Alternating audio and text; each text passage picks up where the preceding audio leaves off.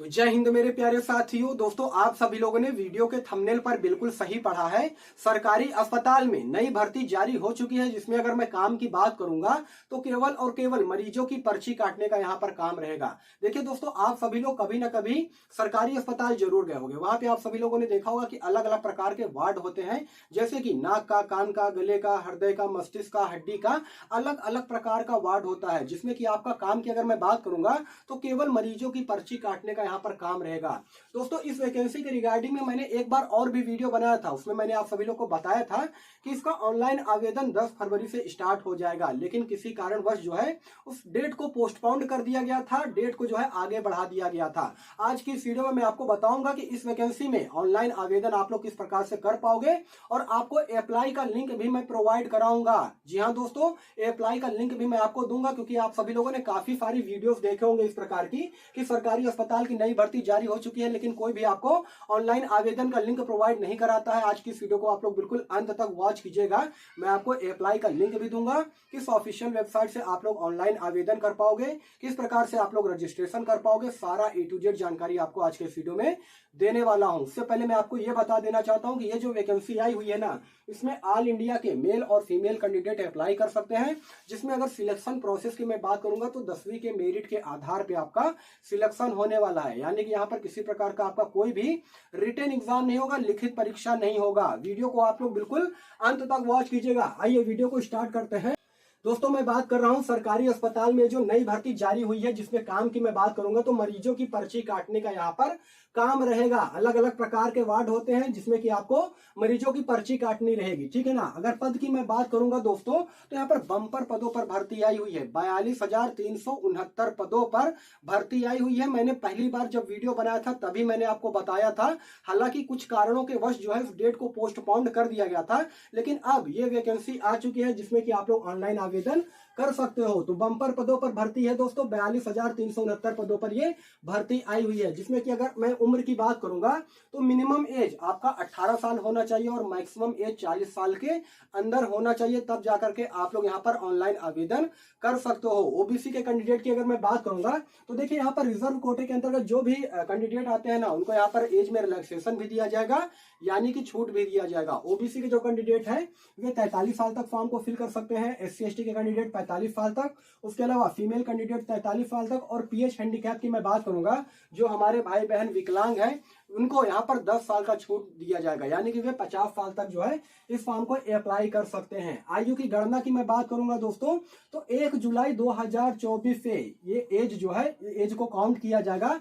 इस एज तक आपका जो मिनिमम एज 18 साल हो जाना चाहिए, और मैक्सिमम एज जो है आपका इसी के अंदर में रहना चाहिए, मतलब 40 साल के अंदर में रहना चाहिए, तब जाकर आप यहाँ पर अप्लाई कर पाओगे। योग्यता क्या मांगा जा रहा है, तो दोस्तों अगर आपने 10वीं पास कर रखा हो ना, तो 10वीं के परसेंटेज के आधार पर यहाँ पर सिलेक्शन होता है। अभी जब मैं आपको भर्ती प्रक्रिया बताऊंगा तो आगे समझाऊंगा। उसके अलावा ये भी बताऊंगा कि कौन कौन से आपके पास दस्तावेज होना चाहिए, जिससे कि आप लोग ऑनलाइन आवेदन कर पाओगे, ठीक है ना।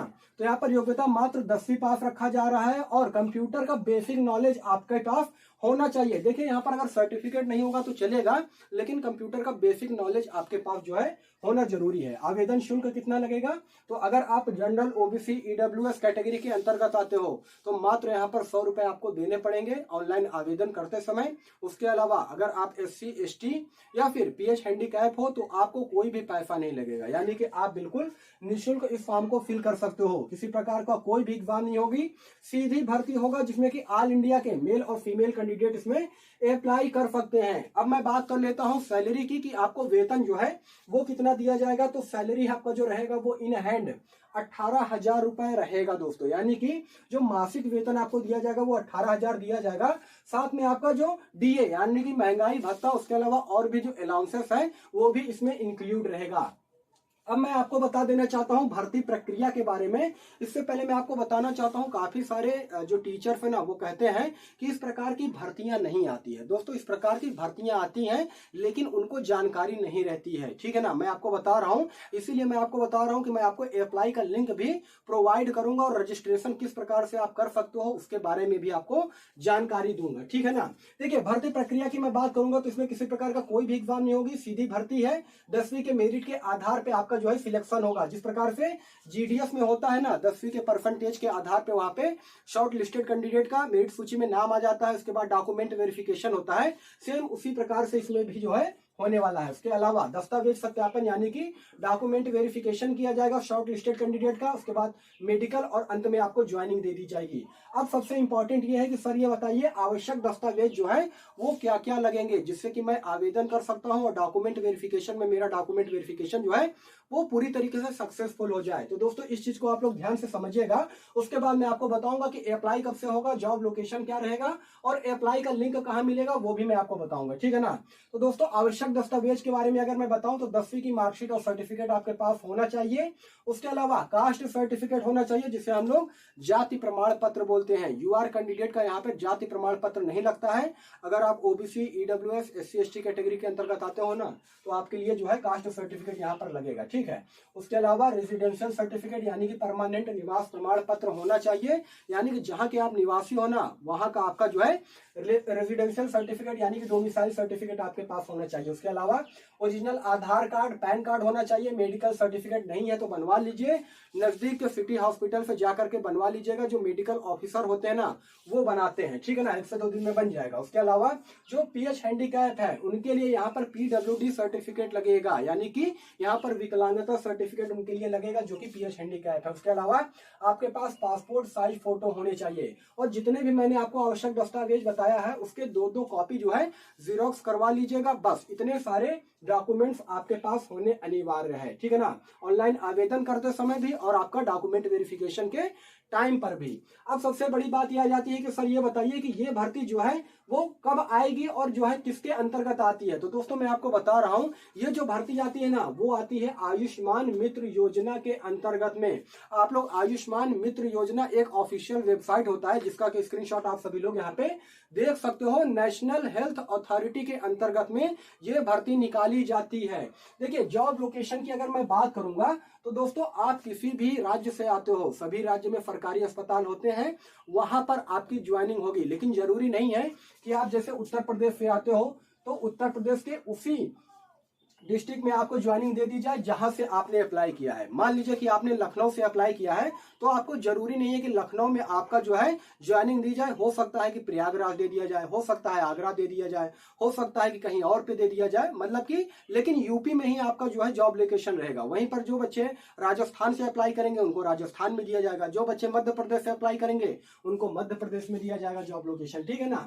देखिए अप्लाई की अगर मैं बात करूंगा दोस्तों तो 3 मार्च से इसका ऑनलाइन आवेदन जो है वो स्टार्ट हो जाएगा और पूरा 1 महीने का समय आपको दिया जाएगा ऑनलाइन आवेदन करने के लिए, यानी कि 3 मार्च से लेकर के 2 अप्रैल तक इसका ऑनलाइन आवेदन चलेगा। अप्लाई का लिंक कहां से मिलेगा वो मैं आपको बता देना चाहता हूं दोस्तों। अगर अप्लाई का लिंक अगर आपको देखना हो या फिर उस साइट पे आपको जाना हो तो आप चले जाइएगा मेरे टेलीग्राम चैनल पर। टेलीग्राम चैनल का लिंक मैंने वीडियो के डिस्क्रिप्शन में ऑलरेडी डाल रखा है, वहां से आप लोग जुड़ जाइएगा। वहां पर मैं ऑफिशियल वेबसाइट का जो लिंक है ना ये मैंने यहाँ पर लिख रखा है, अप्लाई लिंक जो है वो वहां पर मैं डाल दूंगा, वहां से जाकर के आप लोग ऑनलाइन आवेदन कर सकते हो। लेकिन 3 मार्च के बाद से ही आप लोग ऑनलाइन आवेदन कर पाओगे। अभी जो अप्लाई लिंक है ना वो पूरी तरीके से डीएक्टिवेट है, लेकिन फिर भी मैं आपको अप्लाई का लिंक प्रोवाइड कर रहा हूं। आप लोग जा करके इस ऑफिशियल वेबसाइट पर विजिट कर सकते हो, जा करके देख सकते हो। उसके अलावा जॉब लोकेशन मैंने आपको बता दिया है। देखिए अभी तक ये भर्ती क्यों नहीं आई थी दोस्तों मैं आपको बता रहा हूँ। देखिए इस भर्ती के बारे में पहले ही बता दिया गया था कि ये भर्ती कभी भी आ सकती है। लास्ट डेट जो है, सॉरी लास्ट डेट की मैं बात कर रहा हूँ, ऑनलाइन आवेदन का जो डेट है वो 10 फरवरी के दिन रखा गया था, लेकिन किसी कारणवश उस डेट को पोस्टपोन कर दिया गया था। और अब ये ऑफिशियल वेबसाइट की तरफ से बताया गया है कि इसका ऑनलाइन आवेदन जो है 3 मार्च से स्टार्ट हो जाएगा। और ये जो भर्ती आई है ना दोस्तों वो पूरी तरीके से आयुष्मान मित्र योजना के तहत में आई है। देखिए एक योजना होती है जो कि भारत सरकार के द्वारा चलाई जाती है, आयुष्मान भारत योजना। इसके अंतर्गत दोस्तों जो मेडिकल जितने भी हेल्थ केयर से रिलेटेड चीजें होती है ना, जितने हेल्थ केयर से रिलेटेड जो भर्तियां आती है वो इसी ऑफिशियल वेबसाइट पे आपको देखने को मिलेगा। काफी सारे लोग ऐसे होंगे जो कि इस ऑफिशियल वेबसाइट के बारे में बिल्कुल भी नहीं जानते हैं, इसीलिए मैं कह रहा हूं कि आपको अप्लाई का लिंक मैं टेलीग्राम चैनल पे डाल दे रहा हूं। सबसे पहले इस ऑफिशियल वेबसाइट पे आपको जाना है, वहां पर आपको रजिस्ट्रेशन करना पड़ेगा। उसके बाद 3 मार्च के बाद से आप कभी भी ऑनलाइन आवेदन जो है कर सकते हो। ये जो भर्ती आई है वो आई है नेशनल हेल्थ अथॉरिटी के अंतर्गत में ये भर्ती आई हुई है, ठीक है ना। तो दोस्तों यही सारा सब कुछ जानकारी देना था। अब ज्यादा दिन नहीं बचा है, आज 24 तारीख हो गया है, मात्र 8 या 9 दिन बचे हुए हैं दोस्तों। उसके बाद आप कभी भी ऑनलाइन आवेदन जो है कर सकते हैं। लिंक अगर आपको देखना हो, उस पर विजिट करना हो, तो आप लोग चले जाइएगा मेरे टेलीग्राम चैनल पर। टेलीग्राम चैनल का लिंक मैंने वीडियो के डिस्क्रिप्शन में ऑलरेडी डाल रखा है, अप्लाई का लिंक वहां पर मैं डाल दूंगा। बाकी यही सारा सब कुछ जानकारी देना था इस वीडियो के रिगार्डिंग में। अगर आपका किसी प्रकार का कोई भी डाउट हो, कोई भी सवाल हो, तो कमेंट सेक्शन खुला है, आप लोग कमेंट कर सकते हो। मैं इसका रिप्लाई भी देने का पूरी कोशिश करूंगा। बाकी फिर मिलूंगा किसी नेक्स्ट वीडियो में, तब तक के लिए धन्यवाद।